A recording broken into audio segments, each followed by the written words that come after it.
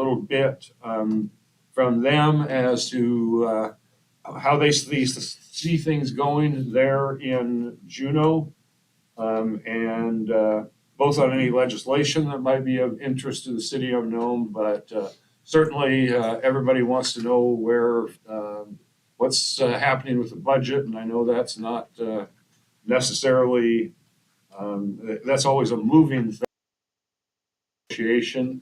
And another item of interest to the community is our school funding and foundation formula.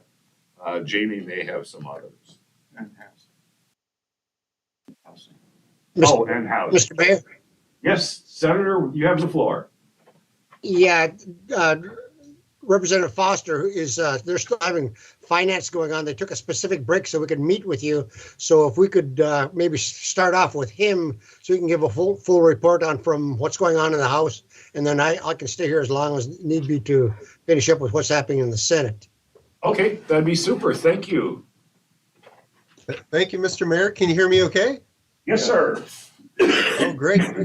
Thanks. This is Neil here. And yeah, we are actually in the middle of amendments right now as we speak. I asked the chair if she could give me a couple minutes to step away. They're taking a bathroom break. And so we're working our way through about 100 amendments. And we've been going since 9 this morning. So I might keep it fairly short here. And then would like to listen to hear what you have to say.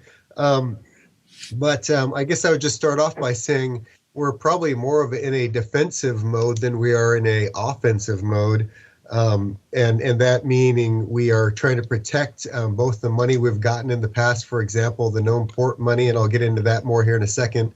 And then also, just protecting rural Alaska from, any attacks on, say, like power cost equalization and so forth. And the reason I say that, and maybe just to back up on the port for a moment, last year, both Donnie and I fought very, very hard. I can't even, tell you how difficult that was, but it was an uphill battle. Thank you for I see the clapping there. Thank you. And so we fought that fight, and it was probably, as far as I can tell, it might be the single largest single appropriation to a single district in the state's history. So it was a pretty big deal when it happened. But because of what's going on with the state budget right now, there is a little bit of talk in the hallways about maybe pulling some of the money back from the Nome port and also the Anchorage port. I think it's probably more focused on the Anchorage port because as we've heard this, I've been trying to tell people, look, like this is leveraging federal money. It's different from the Anchorage port. So I think there's more of a focus on the Anchorage port. But going back to the budget, with our budget, our state operating budget, it's about $5 billion. And the governor had a budget that had a hole of about $500 million. So that's about 10%. That's pretty sizable. And so we went from having some not great news to some really bad news, which is our revenue on oil forecast for prices came down very substantially. For this upcoming budget that we're working with, the prices are going to are reflecting a $679 million additional hole in the budget. So call it $700 million plus the $500 million. You're looking at $1.2 billion. Now that is with the governor's full PFD in there. And of course, I'll let Donnie speak to this, but I think supportive of the full PFD. That's I've spent the whole summer going out to all 28 communities and heard that loud and clear. But there's a number of ways you can tackle that, and there's a oil and gas tax bill that was just dropped. There's taxes which I don't necessarily support. But anyway, you've got this over $1 billion hole in the budget right now, and so that doesn't also include things like the base student allocation, which $1,000 base increase to education, $1,000 per student comes out to $257 million statewide, and so that would be on top of the $1.2 billion deficit. So what I'm saying is, and then that doesn't include any asks on the capital budget, and I know that there's a number of items that I was looking at here with the city. But again, just kind of going back to my theme of have been kind of playing a little more of a defensive game. And but one really good thing is both Donnie and I are co-chairs of finance on the House and the Senate side, which is a huge deal to have, two members from the same district, same area, be both co-chairs. Is a really good thing, and I think we're going to be able to, really protect things again, like power cost equalization and so forth. But going back to the BSA, again, that's the base student allocation for our schools. I support the biggest number that we can get. There's two numbers that were dropped: $1,000, and then there's the $1,200, and then there's actually a little more there. And so it's going to be tight. How do we get there? That's going to be the big question. If we want to do any additional capital spending, that's also going to be a little bit of an uphill battle. But I think, let's see here. You're going to see things everywhere from like making additional cuts, which right now, we're going through the amendment process as we speak right now. But you can't really cut much more than we've already cut. We've cut 40% in the last less than 10 years now, and I don't think there's much of an appetite for an income tax right now. Very surprisingly, we had somebody who I wouldn't have thought was a tax person drop a statewide sales tax bill today, which you might want to keep an eye on that, because I know that with the city of Nome, we do have a local sales tax. And so if you throw on top of that a statewide sales tax, how does that affect you? Something to monitor. But anyway, I just wanted to throw that out there. And we've got, I also wanted to mention with the school, I went up to the school and saw the roof. I'm trying to advocate for our capital budget co-chairman, which is Bryce Edgman on our side, to fund down to number 9 at least on the schools, which would include the city of Nome's roof. We need $28 million to get down to number 9. That includes all schools from 1 to 9, but that project is just under $4 million for that Nome school's roof. And then, of course, I know that with the city of Nome, housing has been a big issue, and you've got your $7 million here for a new teacher in public safety housing. There's a state incentives program that would be statewide that you're interested in, and then a number of other things here. But I think it sounds like those might be some of the biggest ones here. It looks like there are 8 items on the list here. So with that, I want to make sure I pass it off to Donnie here, and then see if there's anything that you'd like to maybe impress upon us to make sure that we're trying to prioritize and focus on. Did you want to? Yeah, just so everybody's aware, both Neil and I are co-chairs of finance, and we both are hearing the bills. And since I'm in charge of the bills, one of the bills that's coming up is the BSA bill that is sponsored by Lukey Tobin, who actually lives in Anchorage, but she was raised up in Nome. And she's the chairman of the education committee, and she has proposed a $1,000 BSA. And so that still is working its way through the system. Then after it gets out of the Senate, it'll have to go on over to the House, and Neil will pick it up over there. So that's one of the things that's going along with the schools. As Neil talked about, there is a significant deficit in the governor's budget, 10%, which is $500 million roughly. And so we're trying to figure out how we're going to go ahead and get that money. And as was pointed out by Representative Foster, is that they're looking at trying to take some of that money from last year, and we're saying absolutely not. To take it back from someplace else. And so that's what we're up against down here, trying to play a little bit of a defensive. What they've got as far as the permanent fund dividend, the governor had a full dividend, but he had a significant deficit in his budget, and so far he hasn't shown us where he's going to find that money from.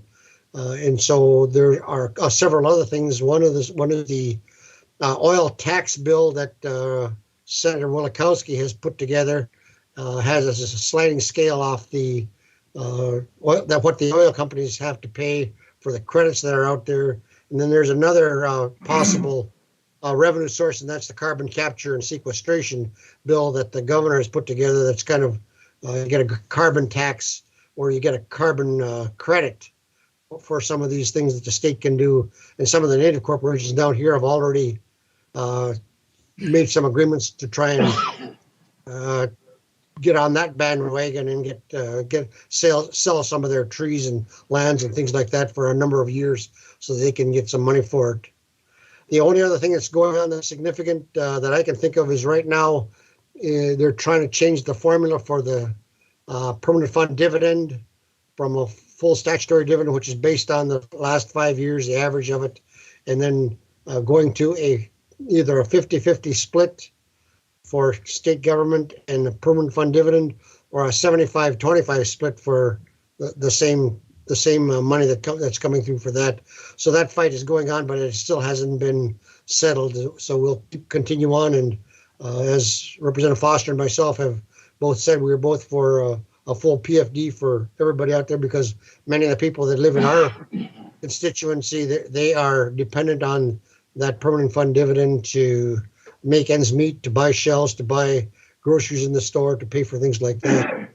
So we'll stand by for questions now if anybody has any specific questions, and go from there. Thank you. Just, I guess, one comment. We certainly were on pins and needles watching you last year towards the end of the session and the up and down. And we were in the port, the money was in, it was out, it was less, it was more.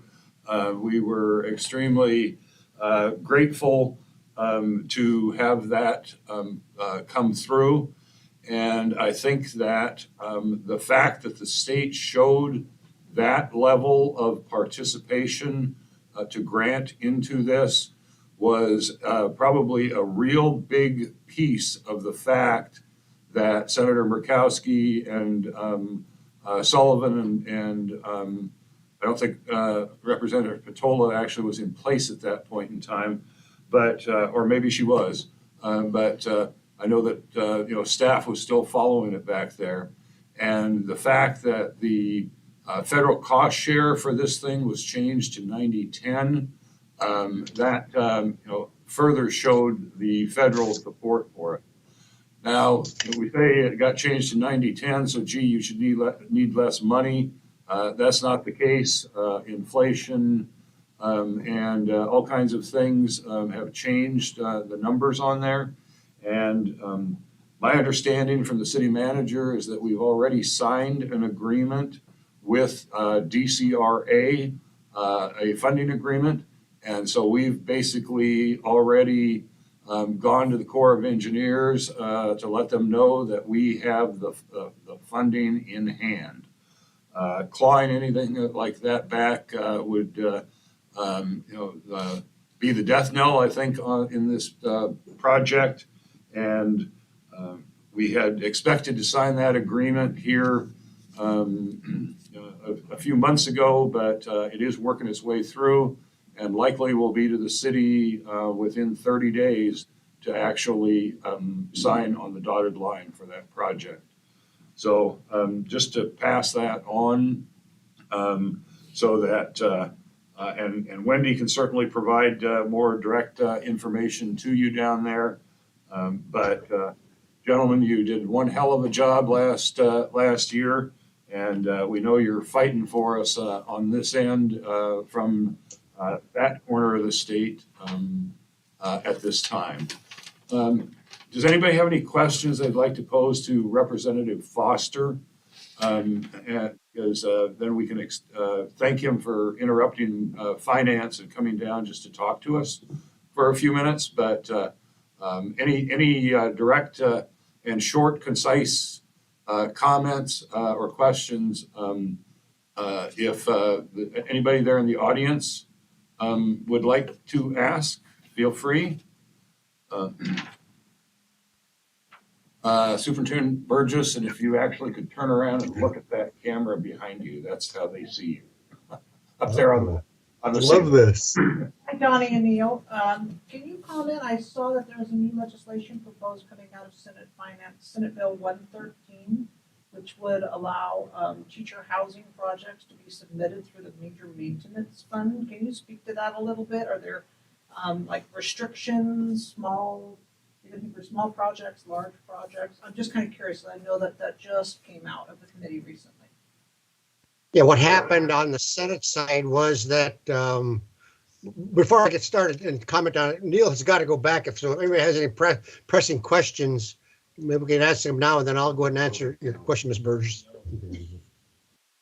I think we're just extremely thankful and that you could step down, Representative Foster, to talk to us and get back to business. That's where you need to be.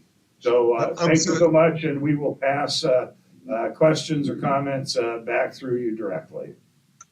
I'm so sorry. Yes, they started voting without me here, so I better run down the hall here. But I did want to say really quick, we haven't gotten to the capital budget. Usually comes at the end, and so feel free to happy to check back with you here as we progress on that side of things. And then the BSA bill, there was a companion bill on the House side. I scheduled that for this Thursday in finance, and so hopefully we can get through that. And and then I've got my staff here, Paula Bowl, whose father used to be the superintendent, of course, there for the Nome Public Schools, and he grew up in Nome, he knows it very well. He's in charge of the capital budget out of my office, so I might move him here into the shot, and he's also up to speed on a lot of the bills too. So thank you very much, and we'll talk to you later. Thank you, Neil. Appreciate your time. Where's that 113? Okay. It's the Mount come REA. What's that? It's the Mount come bill she was asking about with the REA. And just the place to monitor them. Well, it also, I've got Senate Bill 113 right here in front of me, and I haven't heard it in my committee, so I haven't even heard the bill. But I do know that it's a Senate Finance Committee bill that started with the three co-chairs of finance that's there. And what it mainly is done is make it so that some of the small municipal school districts can have housing related to their funding, because we were finding that for some reason they weren't able to use those funds for teacher housing, and that's where this bill kind of got sponsored from. And it's I think it's not even out of the committee yet, is it? no, it went to education. It's in the education committee, so I'm sure that Lukey Tobin is not going to be standing on it very long. She'll probably get it right out of there and get it on up to the next committee referral. Then it'll come to finance, and we'll see it after that. Great, thank you. Thank you, Paul, for joining us. Appreciate it. Good to see you again. And so I guess we would then ask so that Senator Olson can move on to if anybody here would like to pose a question to Senator Olson.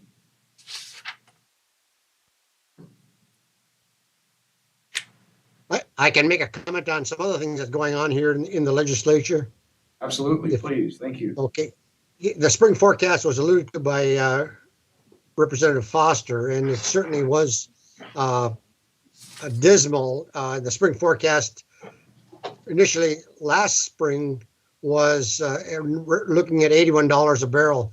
Well, this fall forecast that just came out, or the spring forecast that just came out, compared to the fall forecast that was there at $81 a barrel, went down to $73 a barrel. So we have even a more significant gap than was expected there before. And so that's what's caught everybody's attention. And we're looking around to see what they can be doing. And that's where I think people started looking at trying to get that money back from the Nome port. And we said, absolutely no way. We have fought for that money. We've got federal funds that are dependent upon it. And I think I got the idea that maybe they'd go after other port, specifically Anchorage, and look and see what they have there, because they've got a bigger tax base to go ahead and fund their port with. The only other thing that I see that's coming through, there's a Board of Fish, meeting that happened, and the closure or the restriction on Area M was put into place or voted down.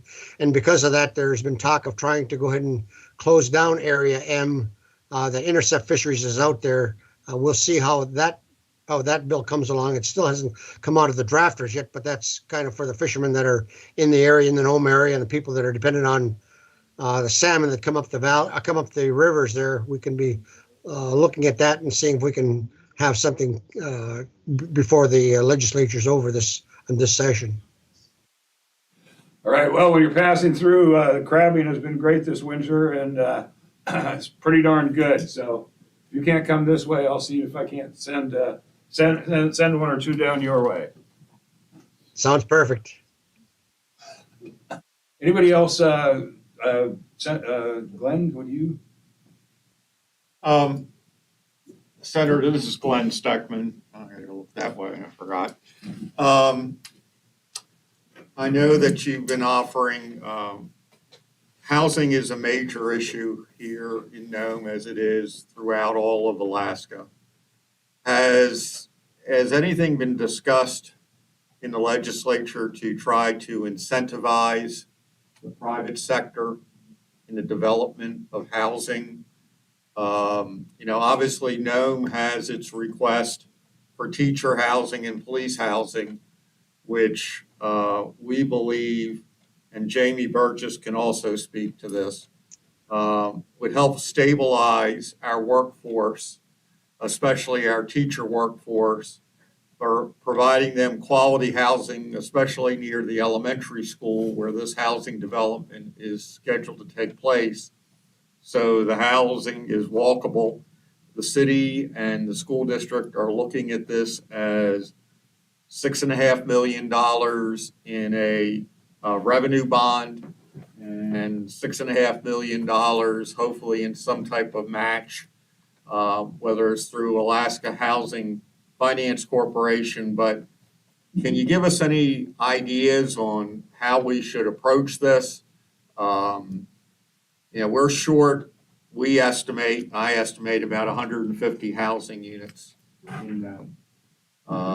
And it's pushing salaries up, which then the landlords, because of the shortage, to rent more, and it becomes a vicious cycle here. And certainly it's not teacher housing, although that's the one that we've brought to your attention. Just housing in general, and that is a problem, not just in Nome, but in our Bering Strait regional villages, and in other parts of the state as well. So I think we've pretty much pegged housing and the need for housing in our area. Norton Sound is here too, and I know that they are needing more housing for folks.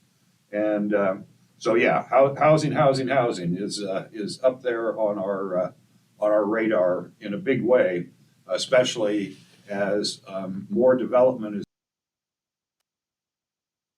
We see kind of an out migration from some of the villages of people having to come into our area, and then moving even further when they can't find sufficient places for families in the community. And Mr. Mayor, I may, if you don't mind my adding, the Common Council has created incentives to encourage the private sector by reduction in or elimination of building fees and property tax, real property tax subsidies and benefits. Housing certainly is a big factor up there. You've got a big port project that's going to have to house some of the workers that are there, besides the teachers and the healthcare providers that we've already talked about. And having gone through Murbach, where down in Golovin, a number of houses were lifted off off their foundations and unplugged the sewer and water system, as well as the oil tanks that were down, and destroyed a number of buildings. Housing shortage is certainly one of those things that we're taking seriously now because of our personal experience down there in Golovin. It's going to be intense up there in Nome as well, because we see the need for it. But the problem that I see is that Housing Finance, HFC Corporation, is somebody that we need to keep engaged and continue to find solutions for, so we can incentivize some of the people that are coming over here. We did have a contractor come down from Fairbanks by the name of Seth Church, who was used to work down here in the legislature, and now has a contracting company that it goes to Nome and was building houses up there. So we were trying to brainstorm with him to see who might have land available that was on city water and sewer, so that we wouldn't have to put in a new utility or going to these new sites. And so there certainly has been discussion of it until we put some money into it, until we have some building materials on the ground up there. We're going to keep working on that to try and make it a reality. Thank you. Thank you. Angie, It's best to turn around and. it's this one right here on the ceiling in front of you. This one? That one, yeah. We can't strike over here maybe, or? Yeah, right there, perfect. That's so odd. You guys can see me? Well, you moved out back of Brian's suggesting here, maybe. Oh, there you're good. Okay, good evening. I just wanted to add to the housing conversation, that's why we came tonight. And I appreciate that the Alaska Housing Finance Corporation pot of funding has been available. Norton Sound has tried to apply for that in the past. The last award we received was for $300,000 to support 2 duplexes in Savunga with a cost of about $2 million. So even if that funding is available, it doesn't appear to be enough to support all the needs in Alaska, and it's very competitive.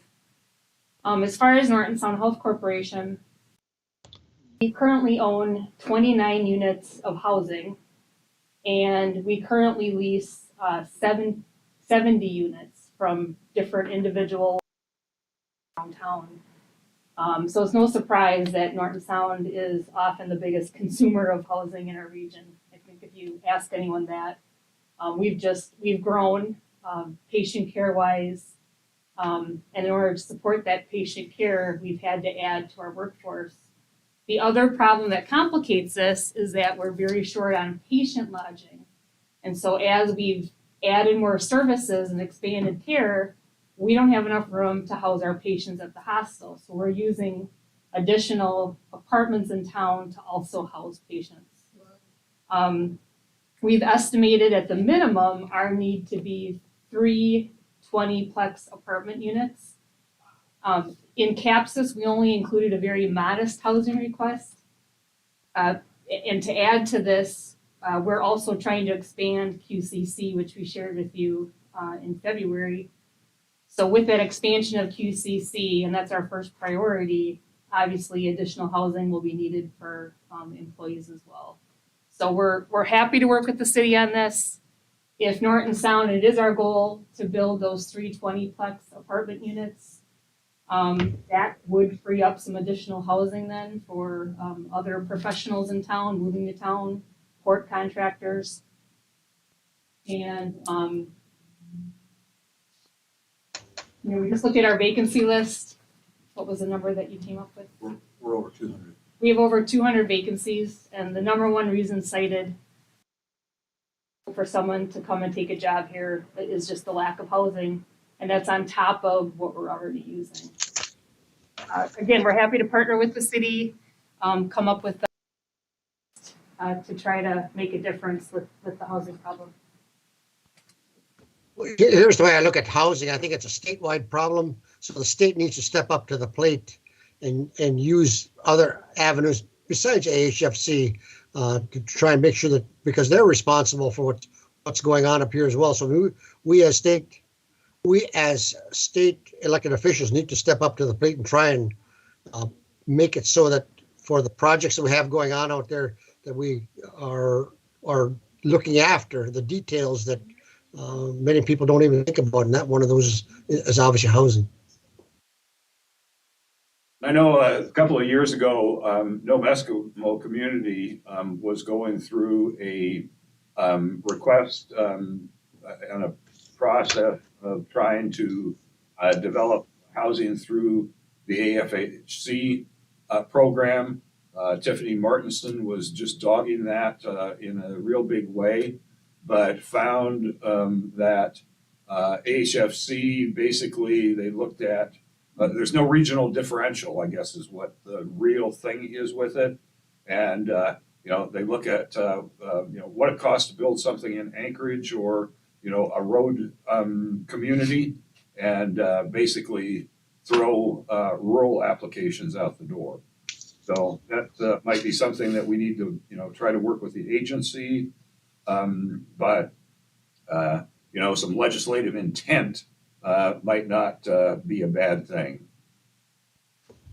I totally agree. Having just finished building a facility down there in Golovin, things get expensive. They get expensive fast. And so there needs to be some type of consideration for some of these bigger complexes that we're putting in, because things can get out of hand very quickly. And you can't afford to have a underfunded facility with multi-units that's going to be only halfway built, then run out of funding.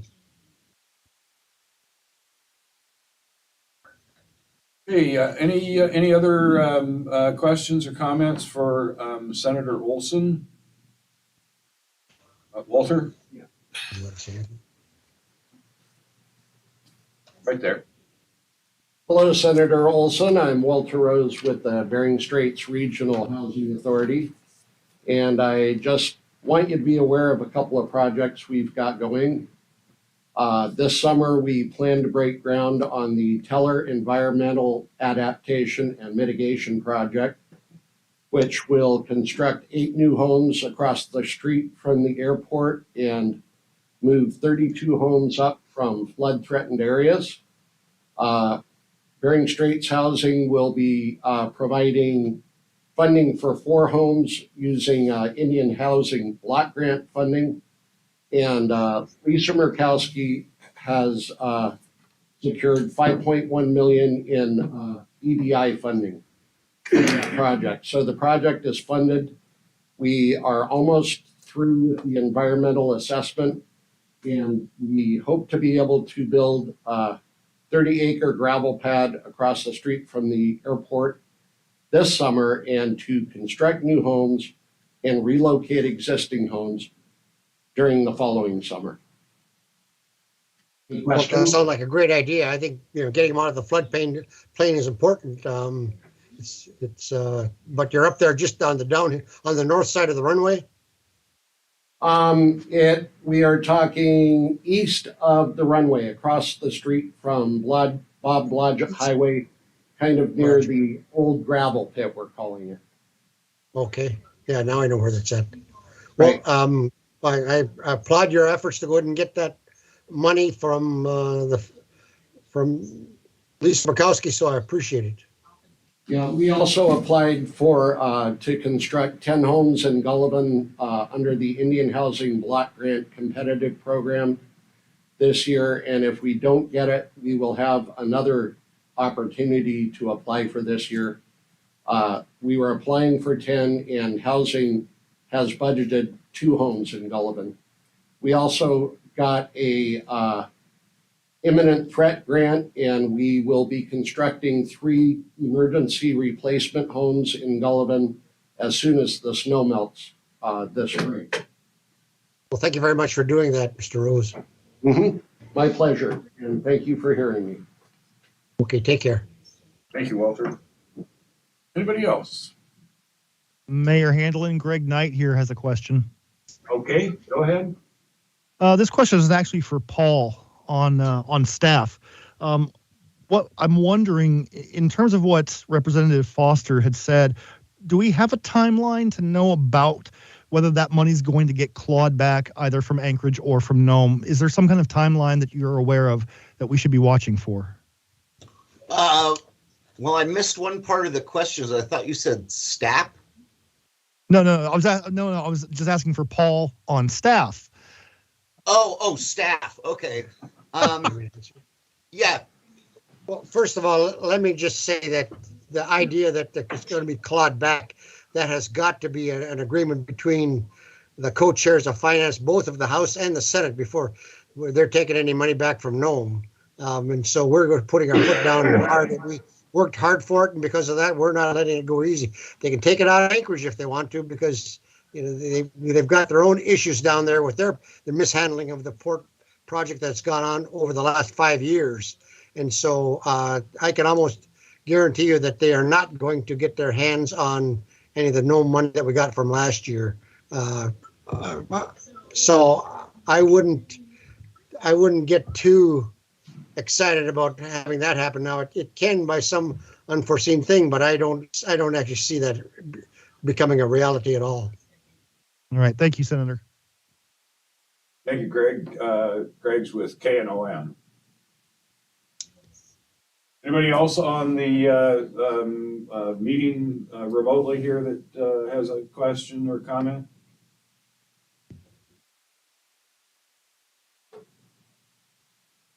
Okay, well, thank you, Senator and Paul, on behalf of Representative Foster for being here.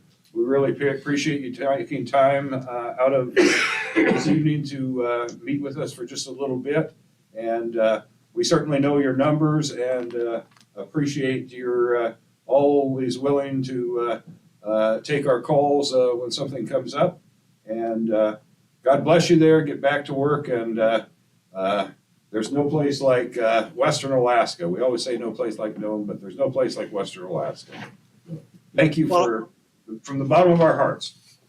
Well, I want to thank you for your support for both the representative and myself, especially last year when we were going through that heavy lift that was going on, and want to thank your lobbyist, Wendy Chamberlain, for her inside story and her connections with the governor to try and make sure those skids were greased. So have a good spring. Pray everybody stays safe. Thanks again. Take care. Okay, bye. Bye-bye. So being that we've been talking about state issues here right now, perhaps it would be next appropriate if we could bring Wendy into the conversation for a bit.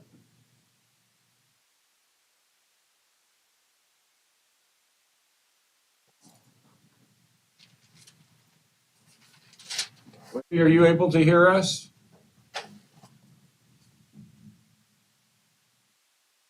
Okay, she went off mute, right, but we're not getting audio that may not be on our end.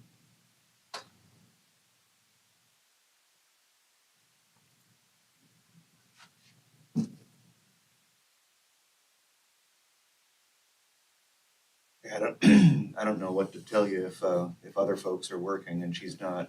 She's probably on mute on her device. Wendy, I'm going to call you on the cell if I can, and we'll just add you that way.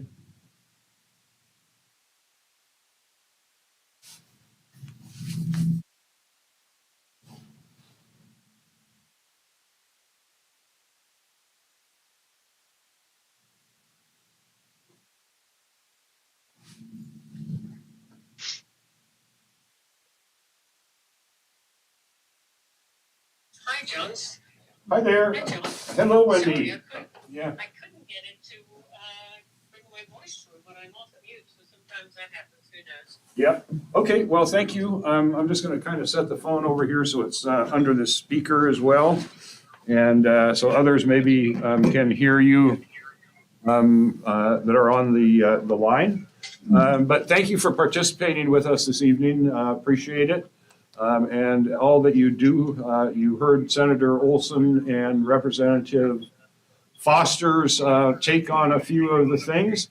And I know you've been working on a whole lot of other things. And are there other things that you think that you'd like to share with us this evening with regard to the whirlwind of things and never-ending changes going on in Juneau?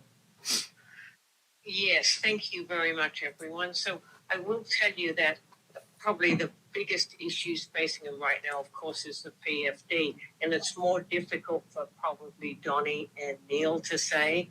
I blend around the building with a lot of legislators. Donnie and Neil are strong PFD supporters. I don't see the votes being there for it.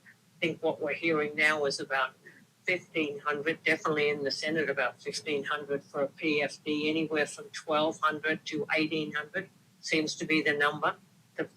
The votes just aren't there. And so once you bring that number down, you end up releasing like $1 billion, freeing up from the nearly 4,000 or 3,800 you would get.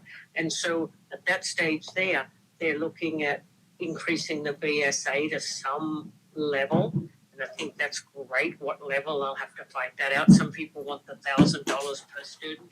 Other ones want to phase it over 2 years. But I think at least for that they'll have to give something towards the BSA. And then I think it was really good tonight to have everybody involved, because I truly believe there will be capital. They'll put a spend out to how much and what, I don't know. And again, I'm just speculating what I'm hearing, and we all know that politics change hourly. So, you know, the votes could be there for a full PFD in the end of the day. But, you know, I just don't see it in the Senate at all. I've been told definitely not. So, you know, that being the case, I think loud and clear they've heard the need for housing. I'm not as worried about Nome's money being clawed back. I think Anchorage has got a lot bigger issue with their money being clawed back, not so much Nome. I think Donnie and Neil are very, very helpful there. I just want to let everyone know it's an anomaly to have the co-chairs of finance on both sides. With one House district, you end up with the chairs of finance on the House and the Senate. So this is probably the most fortunate 2 years we can possibly have. I think we're going to be good with PCE, maybe an increase there. We're going to, you know, the budget is at most times fully funded. I know that Angie's there, and Norton Sounds Behavioral Health Grants is fully funded. So I think we're starting off with an operating budget that we didn't have in previous years, that we're back to square. We're starting off with where we are last year with some cost of living increases. Now the two big issues on the table are the retirement incentive package and the BSA. They're the two statewide issues that are on the table, big statewide issues on the table. And then you're going to see then capital come into play. And I think you're going to probably, seems to be there's a big, quite a bit of support for an oil tax. And what that would bring in is about 400 million if they reduce the per barrel credit, bring in 400 million. And then you're all probably hearing the Willow project is going to lose money for the state. That just approved that Willow project. They're going to put in there what they call ring fencing, and that puts a fence around that project and stops losses from that project being allocated to other projects and stops them spreading their tax loss. So I think we're in good shape. While, you know, I've seen it a lot worse over the last numerous years. I remember when it was $12 a barrel oil. So I think we're in fairly good shape. They can get there. We are going to feel some pain for a bit, but I think having two co-chairs, we can't be in better position right now than we are.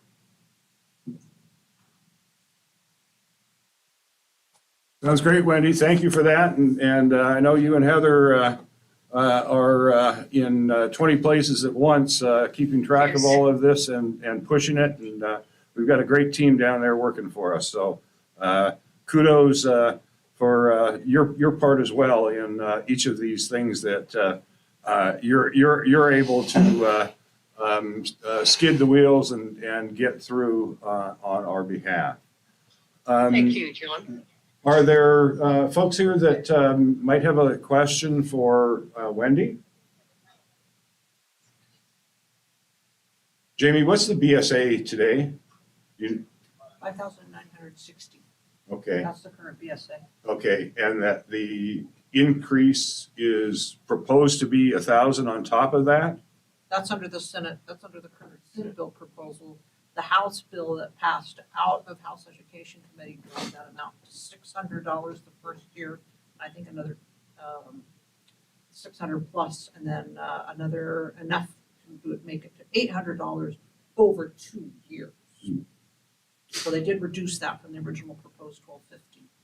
And the BSA has been stagnant for 7 years now. 7 years? Yeah. Okay. So I think the House will have the low number, the Senate will come in with the high number, and then we'll go to conference committee and negotiate an amount. Somewhere between those two. Okay. Angie, Charlie? Any council members around the table? Glenn, do you have some thoughts? All right. I haven't my money tree planted yet. All right. Go first to council members that are on the Zoom. Do you have any questions or comments for Wendy? This is Mark. Nothing from me. Thanks, John. Thank you.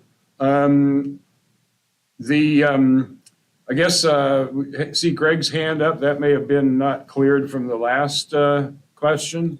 Greg, did you have something to add?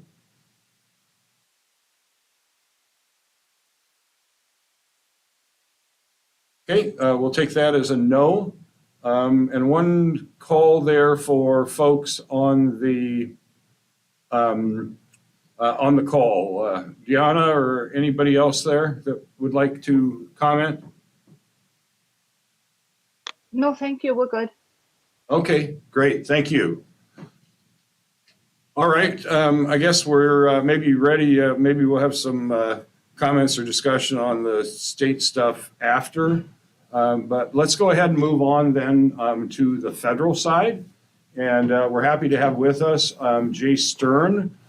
Jay with Windward Strategies came on with the city here a number of years ago, primarily on port, and has expanded to take care of all of our issues. And we're glad to actually have him up here in Alaska. He's not a stranger to Alaska by any means, lived up in this area for a long time down in Juneau. And but Jay's been going around today to get the outlook and the lay on the land on some of these projects that we are pursuing, going down to check on the water and sewer for the King Island and Solomon houses. That was part of a congressionally designated request last year. And so I'm going to turn it over to Jay. Thank you. Thank you, Mr. Mayor, members of the Common Council, all of the participants online today. Joy, good to see you online. Jay Stern coming in from Washington, D.C., and visiting Nome, but I haven't been before the council for almost a year and a half, I believe. I think the last time I was in Nome was a year ago when Senator Murkowski came up to look at the port project and also to go out and look at the wind turbines. But I wanted to give a quick update on what we accomplished in 2022, starting with a focus on the Arctic Deep Draft Port. And I like using that term. It's a term that we've been able to use to brand the project down in Washington, D.C., in front of Congress and also with the federal agencies to really make the project stand out in that it's very important for the region. It's very important for the state of Alaska, but it's also finally being recognized as an important priority nationally. And I think referring to it as the United States Deep Draft Port has helped with that. So the last time I was before the council, the Congress passed the bill, and there was dollars in funding for the remote and subsistence hardware account. And I cautioned enthusiasm at that point because it was not an earmark. Even though earmarks were coming back into play in Congress, this was an amount that would be decided on how to spend it at Army Corps headquarters. So when Army Corps headquarters decided to obligate the full $250 million for this project, it really was a game changer. What has already been discussed at the meeting tonight, the $175 million that went through the legislature last year, I'm going to keep saying game changer, but that was absolutely critical. Nome does not have the tax base to fund $175 million in port fees. So we have to come up with the money to fund the obligation on the local side because it's not a fully federal project. There are local cost share requirements, which Joy coaches me on continually. Not only did it satisfy a significant amount at the time, the full amount for phase one development of the project, but it sent a very strong signal to Washington, D.C., to Congress, to the Pentagon, to the Coast Guard, that this project was going to move forward. We've also talked and heard tonight about the change in the cost share amount. So under the Federal Water Resources Development Act, Army Corps projects, of which this is one, typically have a 65-35 federal local cost share mix. And one of the issues that I've been lobbying on behalf of the city and the port for 5+ years has been pushing to change that cost share. It's been done in the past when Senator Ted Stevens was chair of the Appropriations Committee, chair of the Commerce Committee, but the Army Corps didn't really like those shifts just for Alaska projects. And when he did it, it was a generic shift. So when Senator Sullivan, who sits on the Senate Environment and Public Works Committee, when his staff called me last year and said, we got it, it was a pleasant surprise. And while Senator Sullivan was really in the lead because he sits on that committee of jurisdiction, it was a full delegation effort. And Senator Murkowski, Senator Sullivan, and newly elected in the special election, Congresswoman Peltola jumped right in and sent a very strong letter on both the House and the Senate side to their colleagues, supporting fully this specific provision. And it is specific to the Nome Arctic Deep Draught Port project, which is very unusual with federal legislation. So shifting from 65-35 to 90-10 takes more of the burden off of the city of Nome and the community for coming up with a local cost share. So that's a significant savings. And because of the momentum that the project has really continued to develop, we have been able to witness and hear more support nationally and for the federal part of the funding. This, just a month ago, the mayor and city manager and port director Baker came to DC. We made the rounds with the Alaska delegation. We talked a lot about this project. We talked about other priorities for the community that I'll get into in a minute. But we also had meetings at the Coast Guard headquarters. We met with leadership at NOAA, National Oceanic and Atmospheric Administration. You probably have seen some of their white ships pull into the port over the years. We wanted to sit down with both to talk about what their needs are at the expanded port, make sure that they felt welcome, and also make sure that we had everything that they are anticipating needing. We also met with the Maritime Administration at the U.S. Department of Transportation to talk about the eligibility of the Port of Nome for port infrastructure development project grants, another potential federal source of local cost share funding. Some of these meetings really benefit from the representatives from the city and community in person, and it's really been a privilege for me to escort the team from Nome around with the federal agencies, and they are well known, they're well respected, and their enthusiasm and technical expertise in educating agency officials and the members of Congress and their staff has really helped move this forward. So it's a long way to go from here to DC, but their time and their effort while they're down there is very, very much worth it. When Senator Sullivan was in Nome at the end of last year, he heard a little bit about the project and some concerns with just making sure that the Corps and the city are on the same page. And he came back to DC and he instructed his staff, we need to sit down with senior leadership at the Army Corps.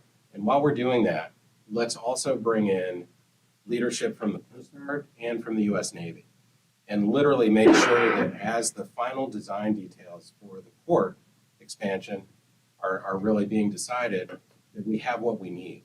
So he convened a meeting on Capitol Hill with General Graham, who is the senior Army Corps uniformed official. It doesn't get any more senior than that. He brought in senior leadership from the Alaska district who unfortunately had just flown back from an overseas detail. I mean, they were told this is the day the meeting's going to occur and you will be there in uniform and alert, and they were. Vietnam to Nome. Vietnam to DC. So General Graham and the Alaska District were there, and we had senior leadership from the Coast Guard and the Navy, and we walked through some of the design criteria and really focused a lot of the time on depth and a lot of the time on the new heavy polar security cutters that are being designed and will be built for the U.S. Coast Guard. And I think we walked away from that meeting with some very important objectives achieved. One, a clear understanding that the draft for the polar security cutters is physically it's 36 feet, operationally it's 40, and the design depth for Nome is going to be 40 feet. So those vessels will be able to come into port. And we talked about reprovisioning, we talked about fuel. There's going to be an ongoing dialogue with the services to ensure that they have shoreside, dockside, the types of capabilities that will make their port calls viable. And I think maybe most importantly was General Graham and Senator Sullivan having an exchange about this project moving forward and having it move forward on time. And I don't want to speak too much in advance of anything that Joy would say, but paraphrasing the discussion, the intent is for the Army Corps to issue bids or solicit bids for the construction of the project this summer, award the contract in January, and with an eye toward starting construction next summer. And General Graham further commented, we finish things that we start. And they are really leaning forward to move ahead with this project. So I take that as significant. In the 30 years that I've worked in DC as a lawyer and lobbyist, I've never seen a meeting convened quite like that. It was very technical, but it was also Senator Sullivan. I think he referred to it as, we're going to have a slap the desk moment. Make sure you're paying attention and make sure that you know how serious it is to have this need.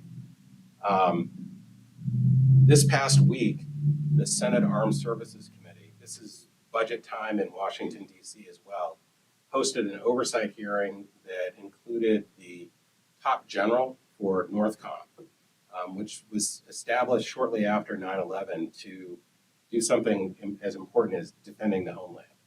And a significant amount of Southcom and they have NORTHCOM, but a significant amount of NORTHCOM looks at Arctic strategic issues. And if Brian can queue up, there's a very short exchange.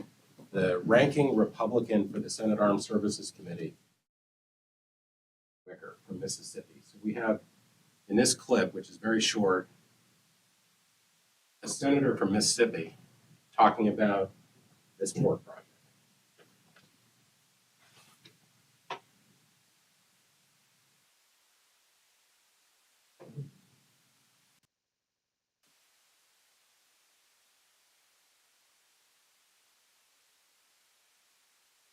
In fairness, I gave Brian this clip 2 minutes before the meeting started.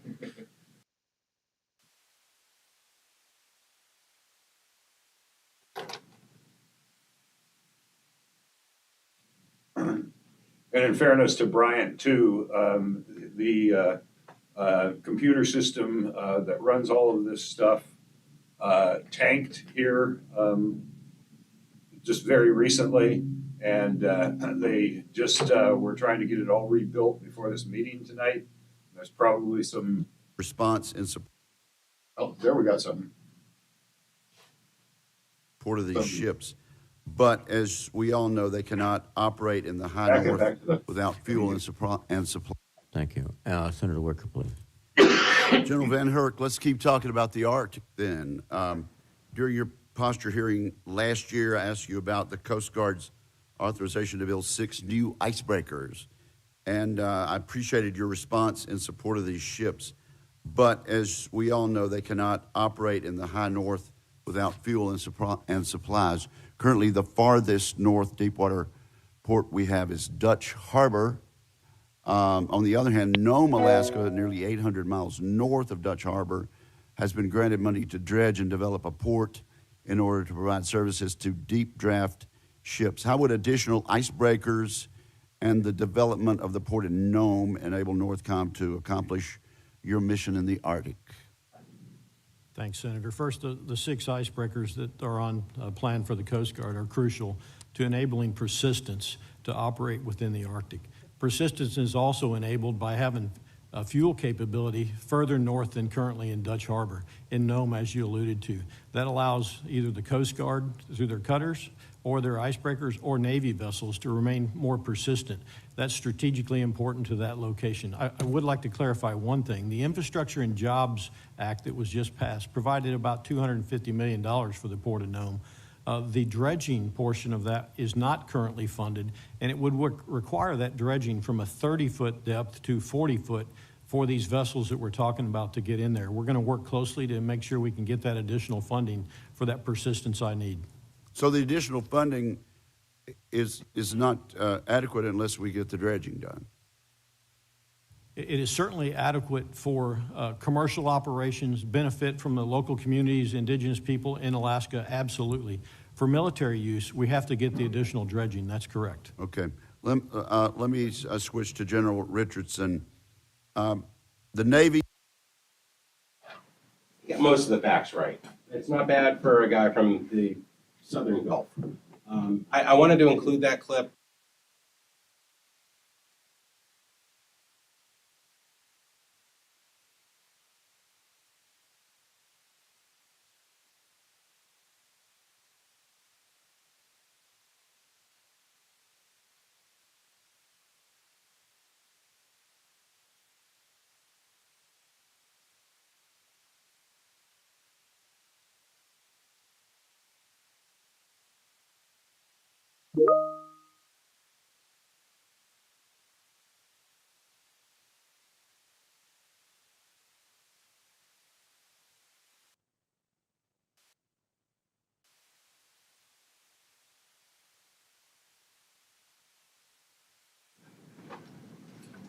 Good to go? Yeah. I think so.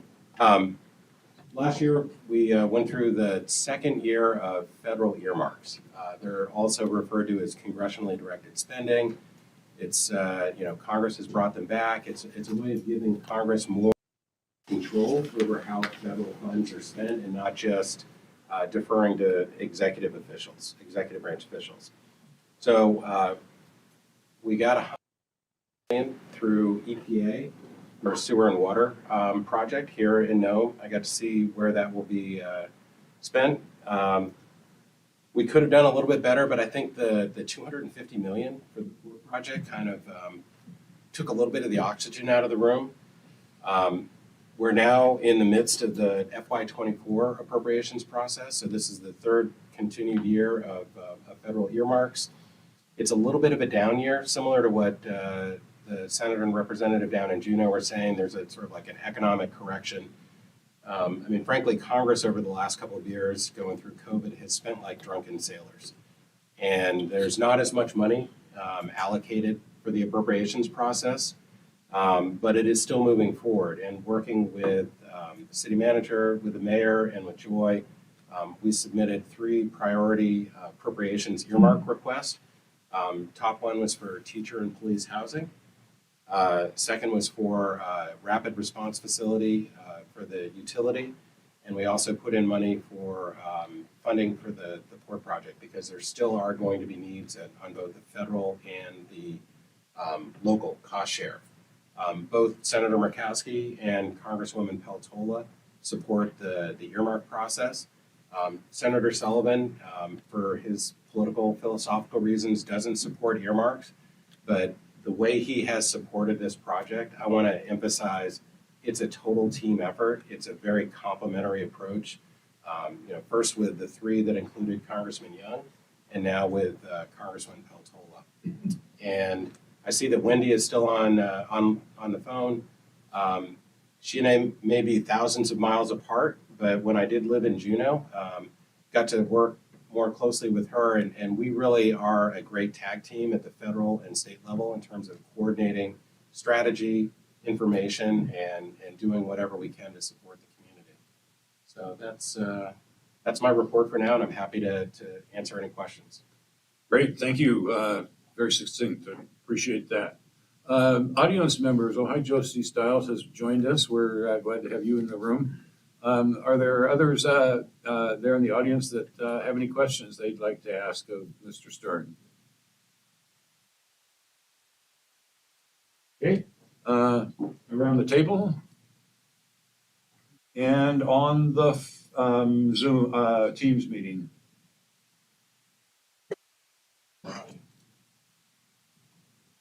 Okay, seeing none. Thank you, Jay. I appreciate it. Mr. Mayor. And so I guess just generally with regard to what you've all heard this evening, are there any thoughts or concerns or other information? Wendy, bless you. Thank you.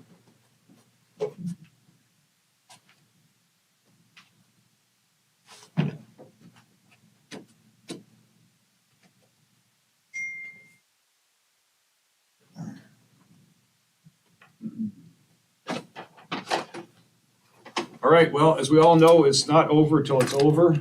And sometimes, as we saw with a game, it goes into double overtime before the final win outcome is known. That certainly was what was going on, I think, last year in Juneau with our good senator and representative. As well as, we did have some support from other Anchorage and Matsu and other parts of the state. It takes more than just our two folks voting to make these things actually get across the finish line. And so those that joined in that effort, we appreciate all of them as well. It's 10 to 7. Council meeting starts at 7 o'clock, so we'll just break at this point in time. And thank you all for coming. You're welcome to stay for the next, shouldn't be a real long meeting, it doesn't look like, but if you'd like to stay.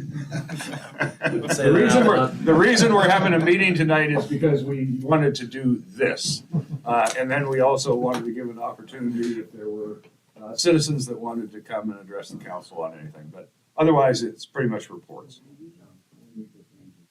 Yeah, absolutely.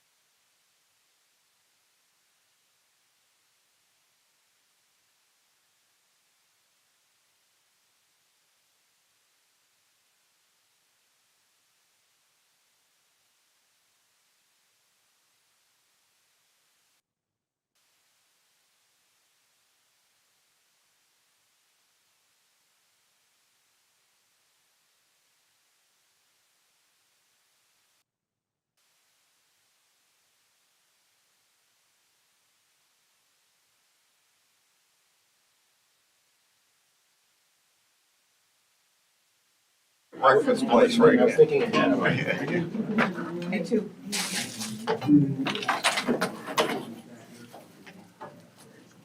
Oh, and all of the hats, Brian, for here, got put in the closet.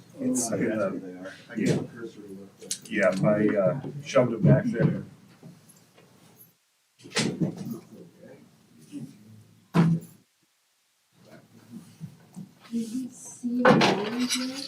Okay. Very good to see you. Hey, Chief.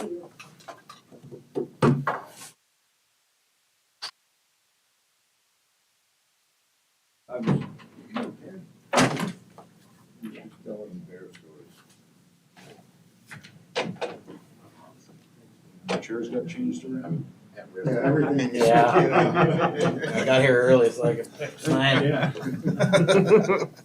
Oh, well, this'll work. Lots of grizzlies. Have to get comfortable because you're gonna be here all night. In town. What's that? Have to get comfortable. with Yeah, being I'm here all night. Right. Brian, if you're ready. Really? I am. Okay, today is Monday, March 27th. The time is 7:07, 2023 by the year. And call the Nome County Council regular meeting to order. Mr. Clerk, will you call the roll to establish a quorum? Councilmember Henderson. Here. Councilmember Doug Johnson is excused. Councilmember Mark Johnson. Here. Councilmember Martinson. Here. Councilmember Piscoya. Here. Councilmember Topcock. Juanita. Youth Representative Miller. Here. A quorum. Thank you. Moving on then to approval of agenda. Is there a motion to approve the agenda? Second. Thank you, Councilmember Martinson. Councilmember Henderson, roll call, please. Councilmember Mark Johnson. Yes. Councilmember Martinson. Yes. Councilmember Piscoya. Yes. Councilmember Topcock.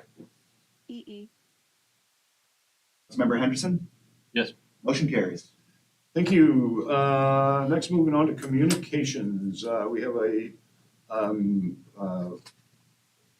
form that was submitted to us thanking the city for being one of the sponsors of the Iditarod from a Cindy Frankenberry. The next communication is from the Alaska Commercial Company, and this has to do with SNAP, the Supplemental Nutrition Assistance Program. The program doesn't allow the recipients to pay freight using their Quest card when ordering online or over the phone. AC is petitioning USDA to allow SNAP recipients in villages off the road system to pay for freight with their card, and ask that the city join in the petition by signing a letter similar to the Secretary of the Department of Agriculture that makes that request. We missed the deadline. What's that? We missed the deadline? Yeah. Okay. 24th of March, right? Correct. Yeah, so. What is the, 27th. 27th, so. Well, is there any objection to sending it in anyway?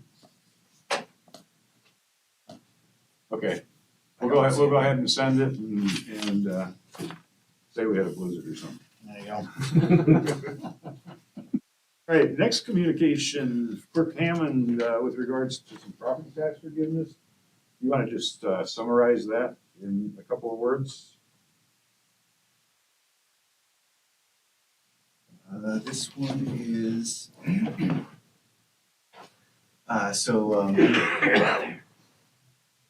we had a port user that stored a container at the port in 2015, 2016, and he apparently sold it, moved it, but never contested any values, never paid any further taxes, never declared a zero value for his account until 2019 after the tax roll had already been locked.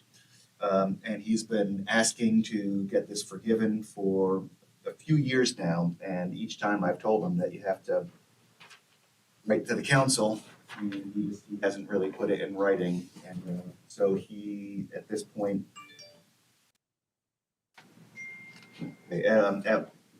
last week, I see that. Last week, he petitioned, I don't know if it was through Lucas or through Joy, the same. And so rather than waiting on him to write something himself, I put this. It's $117-ish.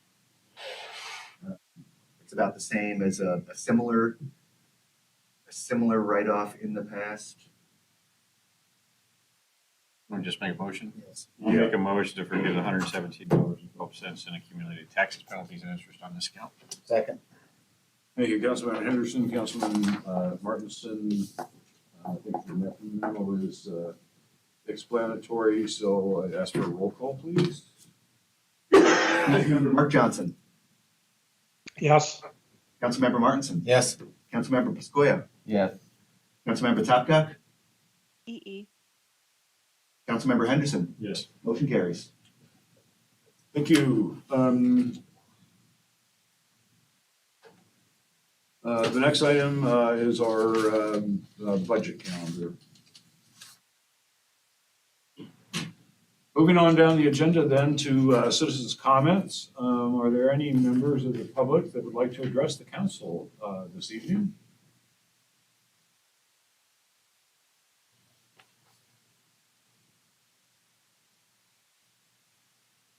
Seeing no indication, you'll get another opportunity later in the meeting if you change your mind. Then moving on to the utility report, Mr. Morton. Good evening, Ken Morton on behalf of Nome Utilities. Really just project stuff to report on for the most part. Our battery energy storage system contract with SunGrid. We have a signed contract and that is in production. Pretty excited about that. Our overhaul for generator number 16 starts next month on the 24th.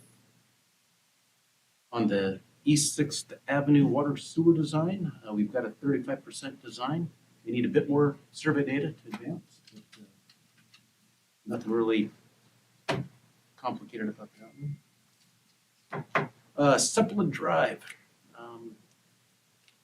We resubmitted questionnaires for the DEC for water and sewer loan funds.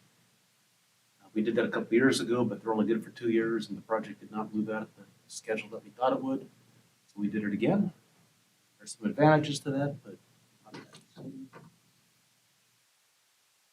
got a position posted for a mechanic operator position at the power plant and I've not had any hits and it's been a bit. So if you know anybody that might be a good fit, please keep us in mind. Is that a recent vacancy or a long-term? Has it been vacant for a while? Julie is taking off here next month. He's retiring. And as I alluded to at the last meeting, we have another couple positions that we're posting here by the end of the week.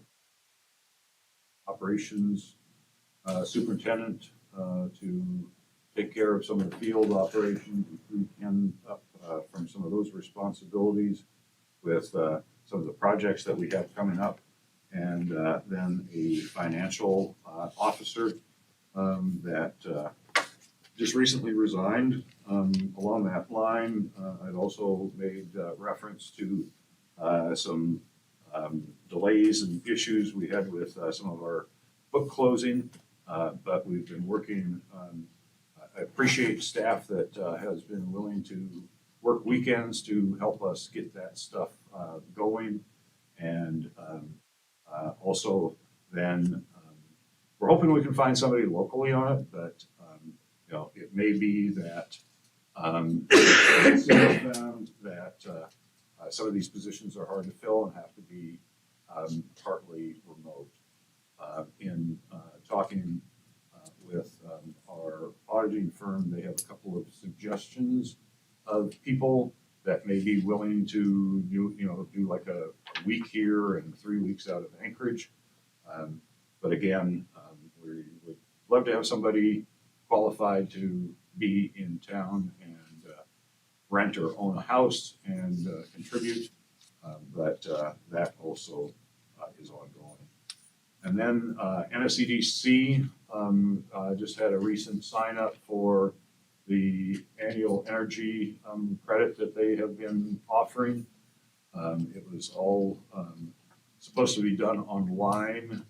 And although the utility and NSEDC did have paper forms, those deadline was last Friday.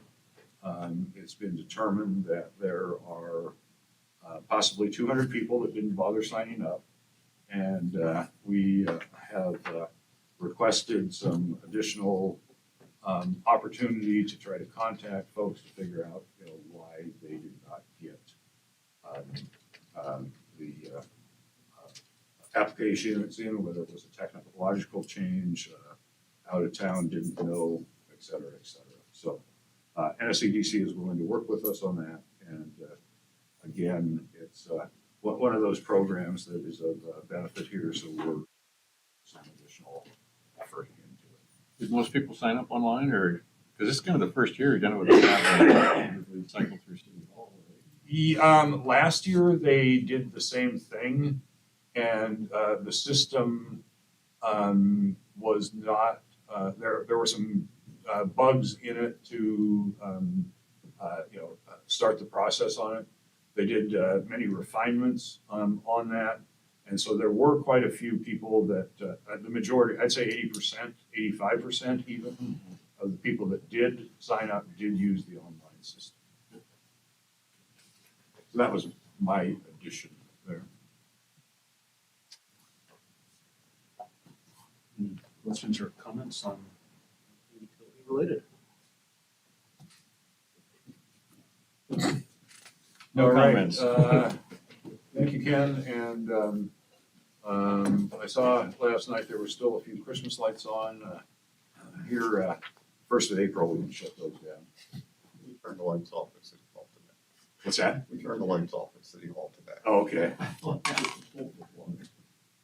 Yeah, it's kind of like the star that they have on Anchorage Mountain. They started at Thanksgiving and they leave it up until the Iditarod's over. So it does add, but now with daylight savings time and the switch on the thing, it's time to turn those down. Mr. City Manager. Okay, tomorrow, through Coeric, we have the first Secretary of Greenland, who, this person is located in Washington, D.C., is coming to Nome with 4 ministers from Greenland on housing and infrastructure. I will be attending a meeting at Coeric from 1 to 2. They're up here only from the morning flight to the evening flight. I will be driving them around Nome for a period of time, and then they will also be meeting with the community center. So it'll be a quick meeting in. So that'll be tied to my afternoon tomorrow. If anybody has not been in the visitor center since Iditarod, the Iditarod trophy has moved into the visitor center and will be permanently located there. A lot of people come in and maybe just get to the visitor center. We want to get that trophy there. We would like to get a copy of the trophy for Iron Dog. We'd like to get the Red Lantern and be able to speak more on that. Plus, we're looking at putting up information to display on the port project, just in case some business person comes in visiting Nome on one of our cruise ships and may want to invest in the community. So we're looking at that as a way to soft sell what is happening at the port. A question was asked by Councilmember Johnson on vaping. Yes, there are things you can do to control vaping, and the dispensing of vaping cartridges if you want to go that direction. You can definitely restrict it under 21, and some communities have restricted it, period. Not in Nome, but in the lower 48. The other issue, are going to plan on honoring David Hahn, who was very instrumental in saving the Public Works building, because he just happened to walk in, smell the smoke, and alerted the fire company. And the last, we met with FEMA. Cheryl was there because Cheryl and Cliff talking about what we can do and help the possible sale of the Nugget Inn. And as we have talked, you've heard many people mention that the flood insurance requirement of 50% $1. We don't have to use the assessed value. We can use an appraised value. It is what we should, but we have to be using that model every time you're looking at possible development or improvement along in the area of the flood zone. You say they give 50% of $1? Put 50% plus $1. The idea is if, for instance, the restaurant there across the street is totally destroyed. Obviously, they would have had to build the restaurant back to current flood standards, which meant elevations and all that is involved. With the Nugget Inn, the rules are a little bit different. The building was damaged, but if the damages or improvements to the building are 50% or less, it doesn't have to meet all the flood requirements. Now, the one thing that'll probably have to be looked at is the boilers, which are located in the basement. They will probably have to be elevated up above flood level, just like we are doing with the boiler that was destroyed at the Benny. We now have it elevated above flood. So, the government does get a little tired of constantly replacing the same thing over and over. So, but I just want to assure everybody, and we do want to work with any potential buyer coming in to see what they're doing, and we will work with them and work it through the process. Just curious, you probably don't know the answer, but are most of the buildings on Front Street at flood grade, or is it just the older buildings that are, have this, they're older and maybe aren't built to current standards? Just curious. Well, first of all, you don't allow any building along Front Street to have a basement. So every building pretty much has a basement around here. So that would not meet current flood requirements. And in the elevation, I'd have to go out and they'd have to get an elevation certificate to see where they are, because as we know, when you look along Front Street, the Mini sits down. The Nugget sits a little bit higher and it gets a little bit higher, but we still had water in our basement across the street, and they had water in the basement at the post office, which they said they never had before, or at least anybody's memory. But memories, I think, are stronger. I think Wells Fargo has had some flooding occasionally down there. Just curious. So. Definitely everything on that side. That's what I was reading at. Everything on the south side of the street. And then the line is not straight when it goes on the other. The elevations change. We have a couple buildings where the Chinese restaurant, obviously, a portion of that touches in. The old pharmacy building, a portion of that touches into the floodplain, and that will change. The floodplain could probably get larger with the resurvey. Yeah. Brian's bringing up a map here behind Which me. might, which, and the reason I ask is, I mean, we all talked about redevelopment of Front Street, and, that's one of the reasons that new stuff doesn't get built, I think, because of this requirement to build to more current standards that maybe the older buildings don't have. So I think that, just guessing, that might be one of the reasons you try to, there's a desire sometimes to renovate older buildings as opposed to, starting over. Well, let me give you an example. If you wanted to build a hotel on that side, On the south side. on the south side, you could have parking underneath that. And that could help meet your need for parking for a hotel. Because that's not a permanent structure down there, because it's gonna be elevated, let's say 10 feet. It's perfect, for parking underneath the building. Ways to get around it. So, looking up this map that's up here, the ground is definitely in the floodplain. The purple stuff, and maybe there's a key that goes along with it. I don't know what all AV, blah, blah, blah.